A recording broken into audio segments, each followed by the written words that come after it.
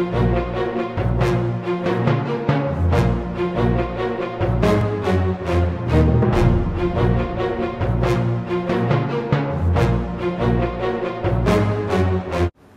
everyone, welcome to the JCast Network. I'm your host, Aaron Herman. We had the opportunity to speak with Sam Hoffman, the creator of Old Jews Telling Jokes. Let's take a closer look. Whenever you bring a play to New York, sometimes you're not exactly sure how it's going to play out. You had a very successful web series. Mm-hmm. Why did you decide to bring it to Broadway?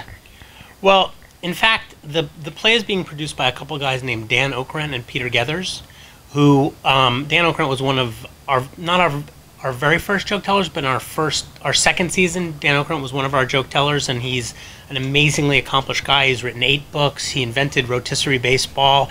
He's written about Prohibition. He's been an editor at the New York Times, and he loves jokes. So it really was Dan's idea to make it a play, and so he came to us with his partner Peter Gethers and proposed to us that he take the material and make a play out of it, and so that was really the genesis of it becoming a play. And the web series is awesome. It's like it's just it's like that Jewishness that just makes you say I'm proud to be a Jew. That's just funny. It's like it goes literally from generation to generation. How did you get it all together? Well, I mean, the web series has had an interesting path. Its genesis was, my sort of job is I produce movies, and I have a lot of friends in the movie business, and a couple of them were starting an internet content company, and they came to me and said, "Do you have any ideas for internet content?" And I thought, my first thoughts were practical. I want to make something that can be sort of short and funny and fun, but it'll have a little bit of a look and a little bit of a style to it. And I said, well, let's shoot my dad and his friends telling jokes, but let's do it in a way that has some style, and so that it won't look like everything else on the internet. And so we did that. We did a shoot. My father was the casting director. My father, who was a judge for 20 years in New Jersey, a criminal judge, but loves telling jokes and has a lot of cousins and friends who love telling jokes. He put it all together. The casting of the first season took it very seriously, found great joke tellers, including my mother. And we put it online, and it went nuts, And since then, we've done 4 other shoots, including our current one, which was in Boca Raton, which, of course, is the mother lode when it comes to old Jewish humor. And written a book and put it on the BBC, etc. And what's really been interesting for me is that what started kind of a lark, in a way, on the internet to see if we could make something interesting on the internet has become like a folklore project. Like, as you say, it's become a way of recording and archiving this particular part of Jewish culture that is not only kind of amazing and very specific to the Jewish culture, and something I think we're all really proud of, as something that has influenced American culture in a great way, but it's also, in a lot of ways, indicative of a few things that are not going to be around forever. I don't let anybody on the site under 60 years old. And 60 isn't old, but we also have 70-year-olds and 80-year-olds and 90-year-olds and even 100-year-old. And what it does is it connects these jokes to an earlier time in the Jewish American experience, a time when Jews were either first or second generation here, and when they had parents at home who spoke Yiddish, and the jokes are very infused by the cadence of Yiddish, and a lot of the joke tellers affect the Yiddish accent, and these people, a lot of them grew up with Yiddish accents at home. They know a Yiddish accent in a way that I'll never know a Yiddish accent, and a lot of the jokes are about being first generation or second generation Americans and about the experience of assimilating. A lot of the jokes are about assimilation, and so what started out as kind of a fun little idea to entertain people on the internet has really become a lot more than that. It's really become a very interesting folklore project, which, I hope at some point we're going to have probably the most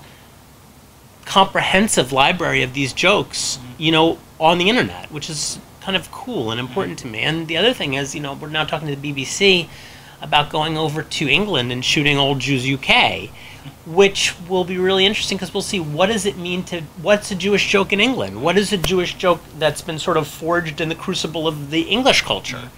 So I'm really proud of that. I'm really excited about it, and I agree with you. I think that these things are and I think a part of the appeal, especially to younger people, is that it's a way to connect to Jewish culture that isn't religious.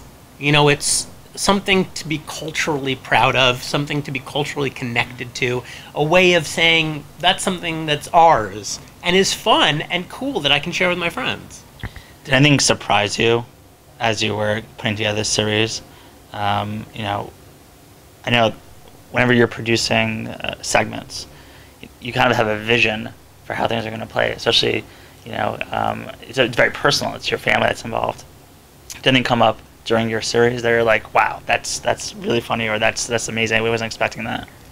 Well, yeah, there were a couple of things that I kind of knew going in, and there are a couple of things that I've discovered. One of the things that I knew going in was that if I created something that had a particular look to it, that it would pop, and that it would feel different from, there's tons of people telling jokes on YouTube.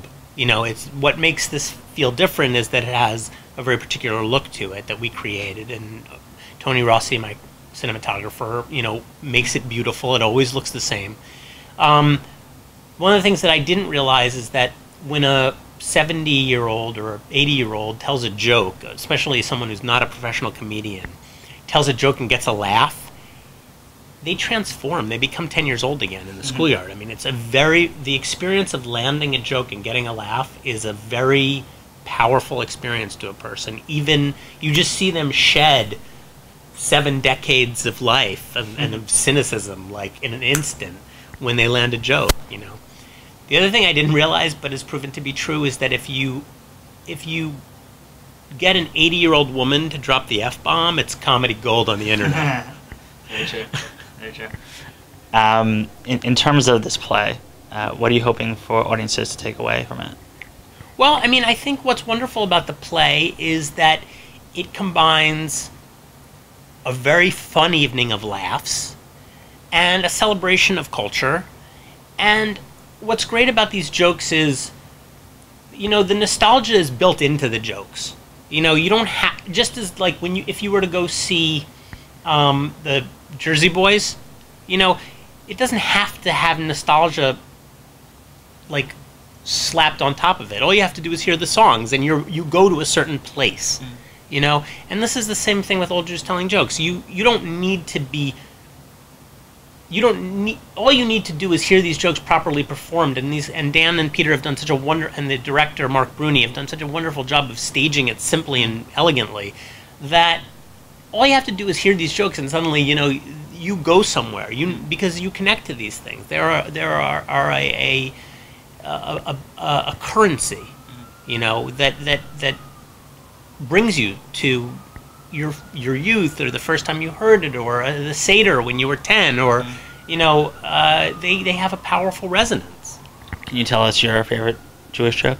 Yes, my favorite Jewish joke, which actually is in the play, goes like this: a German, a Frenchman, and a Jew are walking through the desert. It's very hot, and they're dry and arid. And the German says, "Ah, I'm so hot. I'm so thirsty. I must have a beer." And the Frenchman says, "Oi, I'm so hot. I'm so thirsty. I must have some wine." And the Jew says, "Oi, I'm so hot. I'm so thirsty. I must have diabetes." That works. That's great. I like that joke because it's about Jews. It's about the way we think about things. And That's true. Where can people learn more about your web series and the play? Well, for our website, just go to oldjewstellingjokes.com, and there's a new joke Monday through Thursday, and our best repeats on Friday. And we will soon have an app that will deliver a joke a day to your iPad or iPhone, ad-free, for those of you who can't bear to sit through the ads. And for the website, for the play, either go to our site and click on the banner ad, which will take you to the play's site. I think it's Old Jews Telling Jokes on Stage, but I'm not positive. Yes, it's ojtjonstage.com, actually. Mm-hmm. There it is. Nice. ojtjonstage.com. And if I could make a pitch for my movie also while we're here, Moonrise Kingdom, which I produced for Wes Anderson last year, is opening this month. It's opening the Cannes Film Festival in May, and then it's going to open in New York and other major cities coming soon. In May this month, before Memorial Day. What motivated you to go into the business? I didn't want to be a lawyer. That's a joke. Kind of. No, I mean, honestly, I was when I was a senior in college, I took a class in film production, and it was the first time in 16 years of school that I ever could stay up all night doing my homework and not notice the night passing. And I thought to myself, wow, this is, maybe I should pursue this.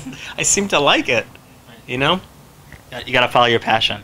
Yeah, I think so. And I deferred law school, and, you know, I started doing it. And, you know, before long I was working on softcore porn movies in Queens. You know what? Sometimes you just got to go with your gut. Hey, you got to start somewhere. The funny thing is my dad, who I mentioned was a judge, and he was very skeptical about me deferring law school. You know, I'd gotten into a good law school, and he said, you know, I don't know about you doing this. Let's give it a year. You know, let's give it a year. And I said, okay. And I got into a program at NYU, which I went to for a semester. And then I was working on these softcore porn movies in Queens. And my dad was like, yeah, I think this career is going to work out just fine. It's only a Jewish father and mother be like, you know what? Whatever makes you happy. Yeah. Well, my mother not so much, but my dad thought, no, when can I visit the set? That's great. Yeah. Well, thank you so much. Sure, my pleasure. As you can see, Old Jews Telling Jokes is a fantastic way to learn about our Jewish history. This is Aaron Herman, and thanks for watching.